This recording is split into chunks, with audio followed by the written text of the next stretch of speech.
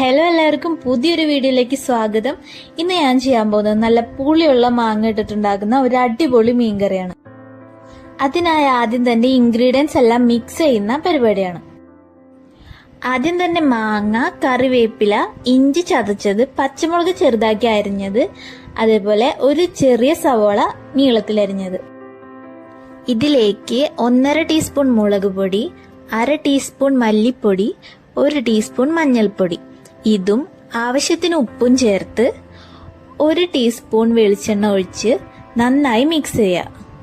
Mix ചെയ്ത് വന്നാൽ ഇതേപോലെ ഉണ്ടായിരിക്കും കാണാൻ. ഇതൊരു 10 മിനിറ്റ് റെസ്റ്റ് ചെയ്യാൻ വെക്കാം. എന്നിട്ടാണ് ബാക്കി പരിപാടികൾ. ഇതേ സമയം നമുക്ക് നാളികേരം ചെരുകി അതിന്റെ പാലെടുത്ത് വെക്കാം. വളരെ കുറച്ചുണ്ടാക്കുന്നതുകൊണ്ട് മാത്രം നമുക്ക് 1/2 മുറി നാളികേരം മതിയാവും. അധികം ഉണ്ടെന്നുണ്ടെങ്കിൽ 1 മുറി എടുക്കാവുന്നതാണ്. ഈ ചെരുകി വെച്ച നാളികേരത്തിലേക്ക് കുറച്ച് വെള്ളവും ചേർത്ത് നന്നായി മിക്സിയിൽ അടിച്ചെടുത്താൽ അതിന്റെ 1-ാം പാലും 2-ാം പാലും രണ്ടും ഒരുമിച്ചാണ് ഇപ്പൊ ഞാൻ ചെയ്യുന്നതിൽ ഒഴിക്കുന്നത്. 1/2 മുറി നാളികേരത്തിന്റെ 2 പാലും ചേർത്ത ഇത്രയും പാല് എനിക്കിപ്പോ കിട്ടിയിട്ടുണ്ട്. 10 മിനിറ്റ് റെസ്റ്റ് ചെയ്യാൻ വെച്ചതിന് ശേഷം ഈ പാല് നമ്മൾ മിക്സ് ചെയ്ത് വെച്ച മീനൊക്കെ കൂടി മിക്സ് ചെയ്ത് വെച്ച് അതിലേക്ക് ഒഴിച്ചിട്ട് നേരെ സ്റ്റൗമിലേക്ക് വെക്കാം. ഈ ഒരു മെത്തേഡിൽ ചാള അഥവാ മത്തി, അയില, ചെമ്മീൻ ഇത് മൂന്നുമാണ് മാങ്ങ ചേർത്തിട്ടുള്ള കറികൾക്ക് നല്ലത്. ഇത് നന്നായി മിക്സ് ചെയ്ത ശേഷം നമുക്ക് കുക്ക് ചെയ്യാനായിട്ട് വെക്കാവുന്നതാണ്.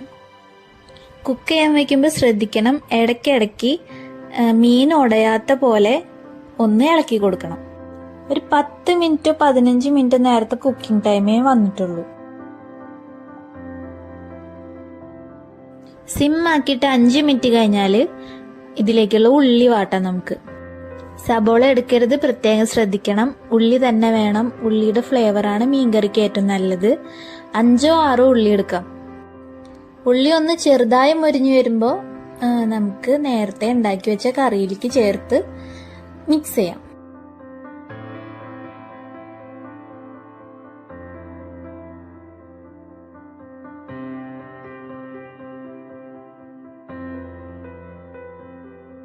അപ്പൊ നല്ല മാങ്ങയൊക്കെ ഇട്ട് വെച്ചിട്ടുള്ള മീൻകറി ഇവിടെ റെഡി ആയിട്ടുണ്ട്.